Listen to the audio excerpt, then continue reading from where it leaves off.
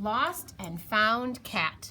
The True Story of Kunkush's Incredible Journey by Doug Kuntz and Amy Schroeds. Lost and Found Cat. Late one night in August 2015, a car driven by a smuggler snuck out of the city of Mosul in the country of Iraq. The smuggler's passengers were a mother and her 4 daughters and 1 son. Their father had recently died. Surah, the mother, had paid the smugglers to help her family flee the country. Mosul had become too dangerous. A few days earlier, the family had gotten ready to leave. Since they could only bring what they could carry, they had packed just 1 bag full of food and water. They would buy clothes later, but Surah had decided they would not leave without their beloved cat, Kunkush. Surah prayed that the cat, hidden in a small carrier, would stay quiet. If the smuggler discovered Kunkush, he would make her pay a great deal more money. 2 hours later, the car stopped and they were told to get out. Another smuggler met them and led them on foot through the forests and over mountains, stopping only to eat and sleep in the woods. Surah feared for her children, Rehab, Hakim, Mab, Alab, and Asab. But they saw it as an adventure, often singing as they walked during the 3-day journey. Surah and her son, Hakam, had turns carrying Kunkush at the back of the line, so that if the cat meowed, the smuggler would not hear him. Whenever they stopped to rest, Surah took out Kunkush behind some trees to let him out and feed him. On the 4th day, they reached a Kurdish village where another smuggler was waiting to take them to Istanbul, Turkey, in a bus. While the smuggler drove, the family had to be on the lookout for the patrols trying to catch them. The family stayed in the city for 2 weeks, moving from one apartment to another. At least Kunkush could wander freely inside. Finally, it was time to cross the Aegean Sea to Greece. The family boarded another bus and drove to a place called Izmir on the Turkish coast. Then they walked 3 hours along the beach until they were told to put on life jackets. The Greek island of Lesbos was 6 miles across the water. Kunkush and his family were crammed aboard a flimsy rubber boat. It was meant to only carry 25 people, but there were more than 60 men, women, and children on the boat, plus 1 secret cat. Almost as soon as the overcrowded boat launched, it began taking on water because it was too heavy. From the shore, people shouted at the passengers to throw their belongings overboard to make the boat lighter, but most refused. Surah tried to hold Kunkush's carrier above the water until a wave drenched them all. The sinking boat had to return to shore. As a crush of people got off, Kunkush's carrier door was broken. Determined to make the crossing, Surah told her kids to stay aboard. The boat launched again, this time with fewer passengers. Surah was scared because her only son, Hakam, could swim, but her daughters were unconcerned, enjoying the ride in the sun after weeks of hiding. The 3-hour crossing to Lesbos felt like it flew by, thanks to their excitement. Volunteers in Greece waited on the shore to help the hundreds of refugees arriving every day. As soon as the boat reached the beach, panicking, shivering passengers scrambled to get off. Hakam splashed ashore with Kunkush and put the carrier on dry land. Then he hurried back to help his mother off the boat. Wet and frightened, Kunkush pushed his way out of the broken door of his carrier. He quickly disappeared into the forest like a deer. While the rest of the boat passengers were loaded onto a bus to continue their journey, the family refused to leave without their cat. Several volunteers helped them look for Kunkush. They searched for hours. At last, they had to give up. The heartbroken family needed to leave, taking the next step toward their new home. In a little fishing village on Lesbos, near where Kunkush's family had arrived, there lived a colony of island cats. No one owned them, but fishermen kept them well fed. A few days after Kunkush's family had left, volunteers noticed a white cat hanging around the local cafes. The white cat's fur was filthy and matted. He looked like he was starving. The local cats seemed to know he was a stranger.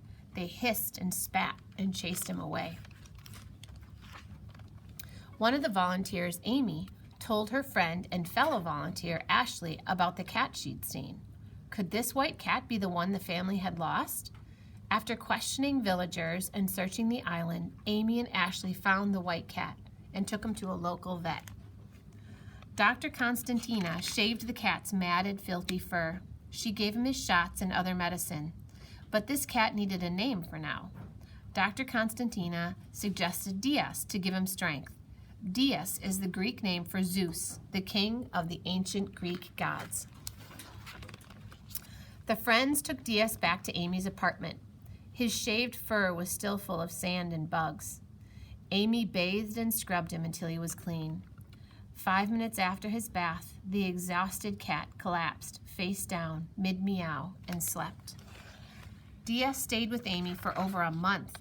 Often he prowled around her apartment, yowling loudly. Amy believed he was looking for his family. Reunite Dias. Please click here to donate. Amy and her friends were determined to reunite Dias with his family. But where were they? Volunteers created flyers, and Amy's friend Michelle, back in the United States, made a Facebook page for him. People contributed money to help pay for his medical care and travel. Before long, news stories about the lost cat appeared around the world. Millions of people saw the videos, articles, and Facebook updates about Dias. He had become famous. Amy was fairly sure that the Dias' family had left Greece. Many of the refugees' families had traveled to Germany. Since Amy's time in Lesbos was ending, she made plans to take Dias to Germany. She and Dias flew to Berlin, where a British couple named Emma and Simon had agreed to take care of him and continue the search. If his family could not be found after a year, they would adopt him. And then, on Valentine's Day, the family saw their lost cat on a news website. The oldest daughter, Rehab, who had learned some English, contacted Amy and her friends through Facebook. Everyone had been looking in the wrong place. The family was living in Norway, not Germany. Rehab told Amy that Dias' real name was Kunkush. The volunteers arranged a Skype visit. When the family saw the fluffy white cat on the screen, they called, "Kunkush!" His ears perked up. He started searching for his family. A photographer named Doug in Lesbos and Germany, to show the refugee story to the world, agreed to fly with Kunkush from Germany to Norway. But when he got to the airport in Berlin, the supervisor behind the counter told him he could not board the plane. "That carrier is too small," she said with a sniff. By this time, a crowd had gathered around Doug and his yowling white cat. Doug pleaded with her. He told her the carrier was the right size. "That carrier is so small, the cat cannot turn around," she snapped. At that moment, Kunkush made a dramatic 180-degree turn inside his carrier. The crowd laughed, and the supervisor grudgingly agreed to allow them onto the plane. In Norway, Doug rented a car and drove 2 hours to the family's new home. They were waiting eagerly for him. So was a team of camera people and reporters. Sura opened the door and blinked at the bright lights of the cameras. Then she burst into tears as Doug placed Kunkush in her arms. "Ma habibi," she murmured. That's Arabic for "my darling." The entire family crowded around their long-lost pet. After 4 months and thousands of miles, Kunkush and his family were finally together in their new home. "We are all safe now," said Sura. So here is Kunkush's journey. So Kunkush went from Mosul, Iraq, right, to Istanbul, Turkey, to Lesbos over on the Turkish coast, through Greece up to Berlin, and then to Oslo, Norway. So we're going to take that same route. Here is the real pictures. And there's the real Kunkush. And this is that Amy who took care of Kunkush. Yeah. It actually looks a lot like the picture, right? And then here is when Kunkush... That cat looks just like Nil, my cat. Yeah, pretty cool. And look at here is Surah when she finally got together with Kunkush again. And here's the whole family.